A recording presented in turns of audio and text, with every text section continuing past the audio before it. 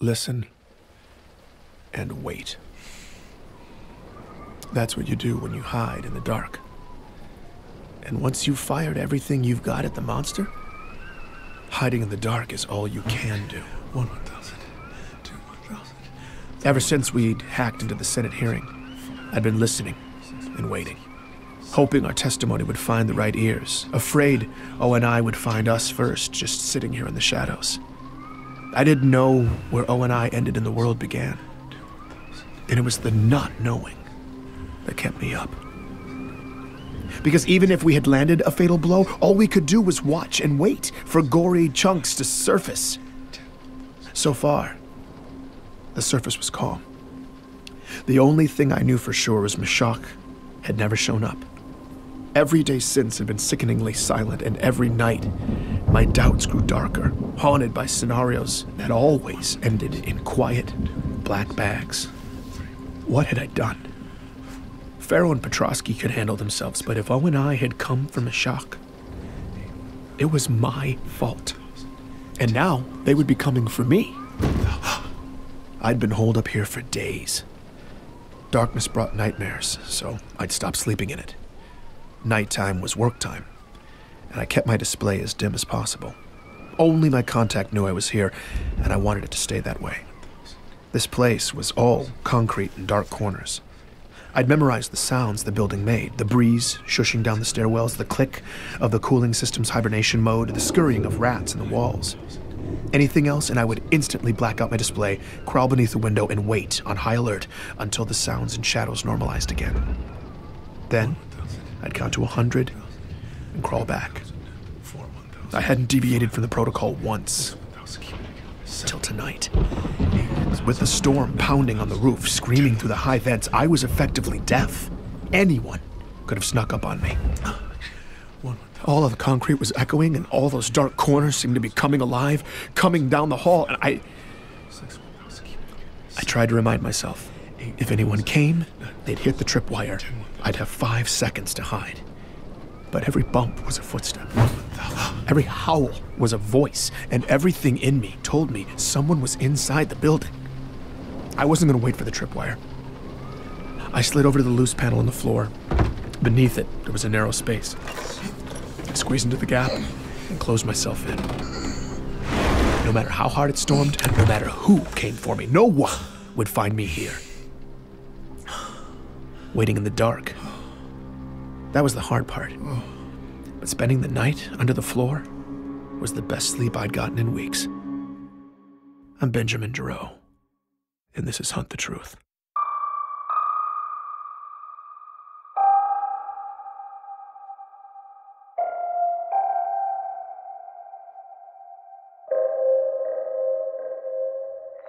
Speaking from the steps of the Congressional Plaza today, freshman Senator Andrew Del Rio issued a formal statement addressing last month's embassy massacre on Bico. It's not a promising sign for democracy when a catastrophe touches a majority of the voters, and seemingly every politician in the UEG was trying to leverage the public outrage into talking points.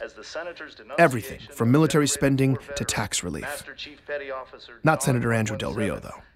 His sights were centered on one narrow target. Of the fallen Spartan yet. So, the Master Chief stormed an assembly of peace activists and began to gun people down. Now, I'm sorry, but the Spartan 2s are fundamentally flawed and dangerously outdated.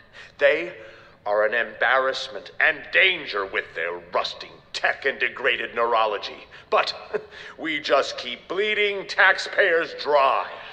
Well, now we're seeing the real cost. That program isn't built on faded glory, but faded principles. Volatile remnants of powerful weapons governed by increasingly corroded minds.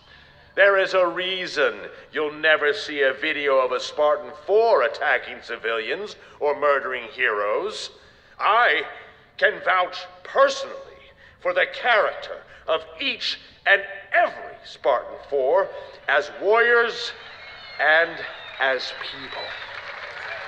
After the tragic events on Bico, I don't think there's a person alive who could say the same for the Spartan twos. Mark my words. If we fail to decommission the Spartan twos, there will be more Bicos, and there will be more massacres. Nobody wants to say it, but damn it, somebody has to. For those 19 families whose loved ones are never coming home because of this false Spartan, this broken bastardization of a soldier who would abandon his post, dishonor his uniform, and slaughter the very people he's sworn to protect. In the name of decency, it's time to tear down that statue and put down the Master Chief. I had to hand it to Andrew Del Rio. The man had focus. However much I hated Del Rio, and the whole propaganda machine, the leaks, the video, the report, they didn't lie. The chief shot Ambassador Sakibo's bodyguard at point-blank range, grabbed the ambassador, then escaped with the alien delegation in a hail of gunfire and dropped off Sakibo's body the next day. Those were the facts. And no matter how corrupt these politicians were, I couldn't argue with the evidence. Chief needed to come in and face due process so we could know the truth. I still believed in the chief. I believed that his legend would be restored, and I knew that there had to be more to this story. I don't know if I'd become overconfident by daylight or distracted by Del Rio, but I didn't even hear the intruder until they tripped the alarm. Oh, God. What? Ray? Is that you? Yeah. I'm caught in your booby trap. What are you doing here? You weren't supposed to come until tomorrow. You scared the hell out of me, man. Okay, can we hold that thought? I'm all wrapped up in, like, dental floss and camping gear, and this looks like something my daughter would make. Well, tripwire wasn't dental floss. It was fishing line tied to my mess kit balanced on a ledge. Here, just get Very effective, actually. Pick your foot up. You look terrible. Oh, thanks, Ray. My life in exile wasn't glamorous. Cot, toilet, sink. My clothes doubled as bedding. Outside of research, my daily regimen featured canned goods, sink washing, stretching, and security checks. I felt like I was back on the front lines. Place looks also terrible. Super helpful, Ray. Thank you. Wait. What route did you take to get here? Did you avoid Relax. I took maximum precautions, Ben. As far as any unethical government surveillance is concerned, I'm still eating Thai food near my house. I quickly learned Ray had nothing on Mashak, nothing on Congress. Okay, but then what? News from the fashion world? What do you got? That, or the truth about Biko. Apparently, after a Mashak slush combing tutorial, Ray had been listening. And a few days ago, he'd hit on an exotic frequency going somewhere it shouldn't. The Sanghili, the alien race from the Biko peace talks, had sent an official transmission to UEG servers on Earth the day after the leaks. And on their end, the government had buried it deep. That's the Sanghili clan leader saying they had nothing to do with the massacre. And the demon wasn't responsible either. And neither did the demon. The Sanghili referred to the chief as the demon. Probably because Chief had killed thousands of their soldiers over the years, so they weren't doing him a solid. Besides, the Sanghili were all about the truth. If they shut up your embassy and sent you a message about it, it would be boasting about kill count, not an appeal for justice. Why do you sit silent while your people demand unjust blood? He's making it sound like Biko's lusting for vengeance. Huh? No, I've been looking at Biko for days. Look, it's totally peaceful there. Exactly. I did some checking, though. That feed is an old loop. The outer colonies are mostly cut off from us, but someone's cut Biko off from everybody. Nobody outside Biko knows what's happening there, and it's ugly. Ray had managed to track down Ravi, a scavenger who had made his living going terrible places, then selling intel to the highest bidder. He'd been sitting on Biko fact-gathering since Sakibo's funeral, and for this job, Ray was getting his money's worth. Protests, riots, martial law, but since the funerals, not a single prominent figure on Biko has said a word about any of it. At least not in public. Off the record, Ravi's embassy contacts were livid. Sakibo's people wanted to make a statement, clear the Sanghili, but they couldn't. The magistrate, Laurel Adams, had silenced the leadership and the media. Nobody was talking. How does she have the authority to do that? She doesn't. Adams is a puppet. The gag order came from Earth. The UEG? Why would they squash the massacre? To protect the chief? Nope. To cover their own asses. After uncovering a serious security threat 1 week before the talks, Ambassador Sakibo had petitioned the UEG for support. Badly needed support. But the senators blew him off with an automatic rejection. Sakibo's office had no choice. Regional stability was hanging in the balance, so they went ahead with the talks. And it broke. Very bad. Gag order landed, media silence. And off the record, the only answer Ravi could get when he asked who did it was not the Sangheili. But once Pharaoh's leaks hit and the chief was the bad guy, Biko's streets popped off and Sakibo's people took action. They broke rank, quietly launching an independent investigation into the massacre. The only suspects were a bunch of extremists called Sapien Sunrise. The Sapien Sunrise believed species integration was destroying civilization. Humans pure, aliens bad, that sort of thing. Most of these groups just got together in somebody's basement over baked goods and hate speech. But Ray was pulling up terrorist dossiers, donor registries, military protocols. Sapien Sunrise were packing way more than pastries. And Sakibo's talks would have represented everything they hated. Here's the overview. They did it. Well, that's a short investigation. They plotted to assassinate Ambassador Sakibo, frame the aliens, and end the peace talks. Now, I don't know if the Sapiens were counting on inept local intelligence or they're just arrogant psychopaths, but they were brazen. According to the investigators' notes, Sapien Sunrise had been loudly threatening the embassy for months. No wonder the gag order had frustrated the diplomats. But once the investigation was on, it didn't take long to tie 4 of the dead civilians to the local Sapiens chapter, along with 4 embassy guards and Sakibo's personal bodyguard, a man with a substantial military jacket and Chief's first kill upon entering the chambers. All in all, 9 Sapiens were at the embassy that day. And the chief took out every single one of them. Damn. And there's evidence that the chief didn't kill a single innocent. Wait, what evidence? That's not in the video. Apparently, there's a second video. Ray, do you have it? No, but it's out there. Coroner's reports too. What? Can we get it? No, But what about the UEG communications with the magistrate? We could prove they were negligent in denying Sakibo's security request. Ravi couldn't get that either. The gag order came back down hard, Ben. They went silent again? After all that, they just stopped investigating. Ravi thinks the UEG must have offered the diplomats something sweet. Yeah, how about clearing the chief and the Sangheili and throwing the Sapiens into a hole? I mean, Look, come on. We're lucky we got this. Besides, the diplomats made it sound like justice was coming soon. Justice? They're just gonna say Sapien Sunrise did it with Chief's help. And they're gonna get away with it. I mean, what's wrong with these people? They're evil. Sakibo's office had been trying to forge a better world in a region of space where very little is black and white. They'd asked for help, and while the UEG refused to even read their request, the Master Chief had shown up. His ship entered their atmosphere so fast, air traffic AI registered it as a fireball. And considering the beeline he made to the embassy, he must have had virtually no warning. Chief charged solo into a hopeless situation with no time. He interrupted an assassination, possibly averting war.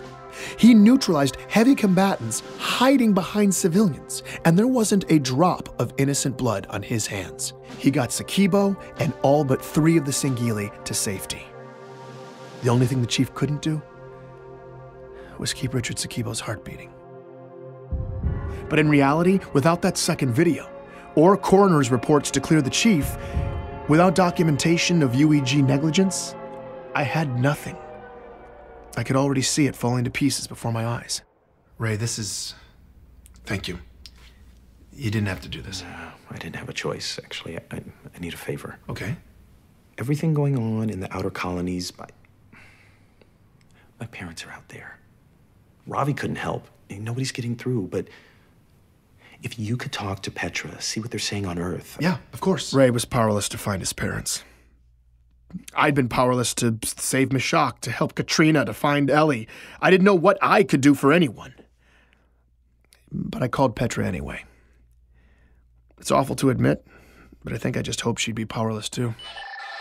When Petra answered, I started rambling, when suddenly she cut me off. Ben, listen, I'm glad you called, actually.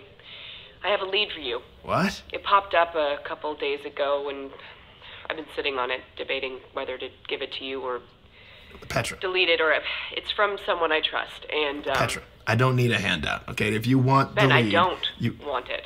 I didn't know if I want to be responsible for having given it to you, but I know you need it. Here. I opened the package. Coordinates. Some sector on the outskirts. Underneath was a 72-hour window. It started soon. I looked up the location. It was on Bliss. I'm not sure what you'll find there. Maybe a server or... A server on a glassed planet? I don't know, okay? Maybe it's a mass grave. All I do know is it's an anomaly. They don't know about it. And for 72 hours, there will be a security lapse where no one's watching. And that is a hard clock, Ben. You have to get in and out within that window. You understand? Yeah, okay. Ben, this is a once-in-a-lifetime shot. Somebody risked their life to get me those 72 hours, and I need to know that you're going to I'm sorry. No, I appreciate that. I'm in. I'm going to do it, okay? Thank you. Okay. That's your ride. That's a look at Freighter. Leaves tonight. Bring your piggy bank. Everything you've got. These people only speak bribe, and they're not easily impressed. I don't know why, but somehow in that moment, I felt completely ready for this. It was time to make a power move, and that's what I was going to do. Oh, Petra, just one more question. I hate to ask, yes, but... you can keep the recording. How did you know? God, you are the worst, Ben. Take care. Okay, thanks, Petra. If I was going to the far reaches courtesy of capitalists, I needed to stock up on essentials and grab all the money I had left in the world. The rainy day fund I kept squirreled away at my place. I was going home, and surprisingly, it felt amazing. Stepping outside for the first time in so many days, finally having a real destination, it gave me freedom and purpose again. I was all ready for a quick grab and go, but as I breezed up the walkway to my building, I saw something weird. Notices from the city stapled to the front door. This structure had been condemned. Unfit for human habitation? What the hell was this? My key scan still worked, though, so I pushed into the dim entryway. The power was off in the building. It was silent. And every door down the length of the hall was ajar. What in the hell? Hello? As I moved down the silent row, I glanced into my neighbor's apartments. Hello? Everything inside. Furniture, fixtures, pictures, windows. Everything had been draped in clear plastic sheeting that stirred as I passed. The second floor was the same way, silent. Every door open, every last inch inside covered in plastic. As I turned the corner, though, I noticed my door, still damaged from Petra's boot, was closed. It was the only closed door. I pushed it open, and my guts collapsed inside of me. Everything was gone. The entire apartment had been gutted. There's nothing. Everything, down to the light fixtures, the appliances, the cabinetry. They'd pulled up all the flooring, stripped all the trimming, ripped out all of the plumbing. All of it was just gone, without any hint that it had ever been there in the first place. As a breeze moved in through the gouged out sockets where my windows had once been, I realized it had gotten dark. The monster had been here. It had come inside my home. And now everything I had been completely erased. Please join me for the next episode of Hunt the Truth.